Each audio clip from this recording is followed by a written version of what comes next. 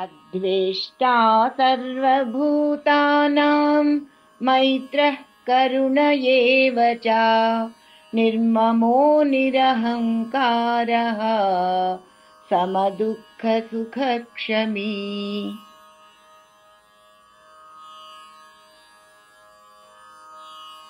సంతుష్టః సతతం యోగి యతాత్మా దృఢనిశ్చయః మయ్యర్పితమనో బుద్ధిః యో మద్భక్తః స మే ప్రియః.